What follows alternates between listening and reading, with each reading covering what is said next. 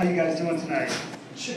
Where's all my tighty-whitey guys at? My T-whites, my T-dubs, anybody? Tighty-whities? No? No? Yeah. Just me. Well, recently, I went back to tighty-whities.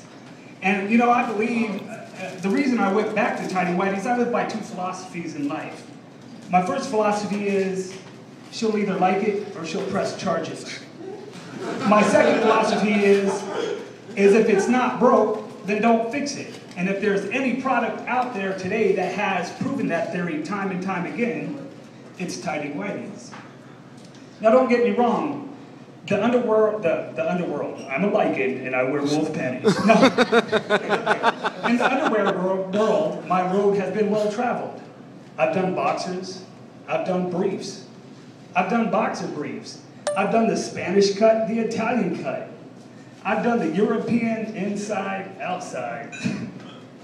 I've done the man thong and the man schlong. And in case you guys are wondering what the man schlong is, it's a man thong turned around, it's a little bit thicker, and believe me, you need about a Coke can sized dick to pull it off. And I got a baby dick! Anyways, nonetheless, I've switched to tighty-whities lately. And in doing that, I was kind of excited. Yeah, I was excited. You know, it's been a while. I was like, hell, 13 since the last time I wore a pair of tighty-whities. Actually, I was 22. But nonetheless, I switched back. And I'm walking out of my bathroom one night, and my wife is like, oh my God, are you serious? Serious? Seriously? Serious? Serious. You're joking, right? Seriously? Tighty-whities? Seriously? And I'm like, hey, baby, calm down. Don't kill my thunder. Put your nose back in your book, finish your fucking bottle of haterade, and leave me alone. As I stood in my full-size mirror. And I was stretching these things out, right? Because it's been a while.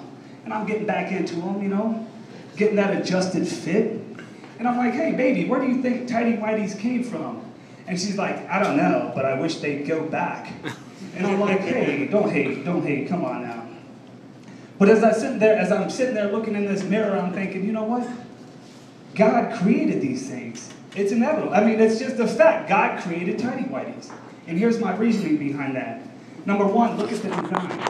They're white, nice, loincloth, tapered into a cinched waistband that fits snug on the hips, with the gold halo that goes around them, right?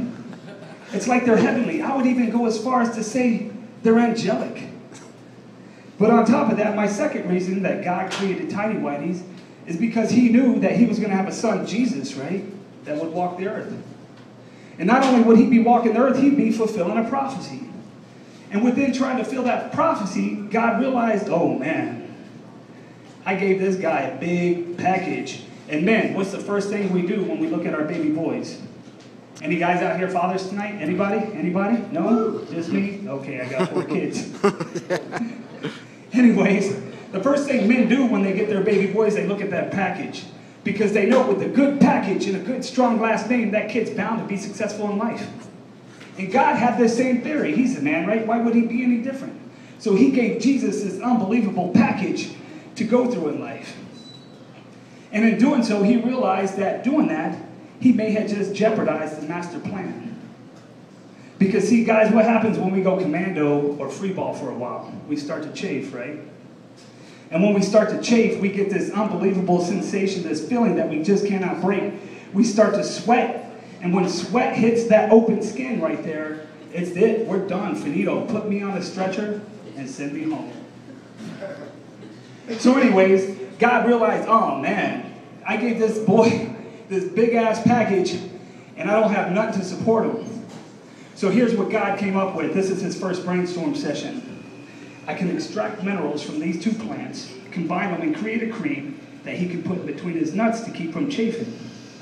But goddamn, that road to Damascus is going to be hot and it might dry up that cream, causing worse friction. I'll have to scratch that idea. So then in the second brainstorm session, I'll narrate this real quick. God has what's called the sketchboard of creativity.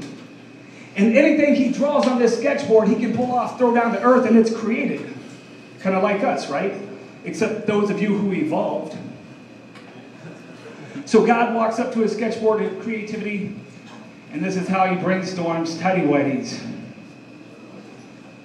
First thing he does, he draws a life-size picture of Jesus' junk right there on the sketchboard so he can use in comparison. And then he steps up to the board and this is what he does. I'm proud of my son, yet my heart is aching. For I know on his journey, his balls will be chafing. As I sit here and think, with my hand on my chin, I must create something that keeps his junk in. Boom, Tighty-Whities right there. And with that being said, Tighty-Whities was then folded up, put into the Bible in between the Old Testament, New Testament, and sent down the road for us to wear today. My name is Shane Freestone. You guys have a good day.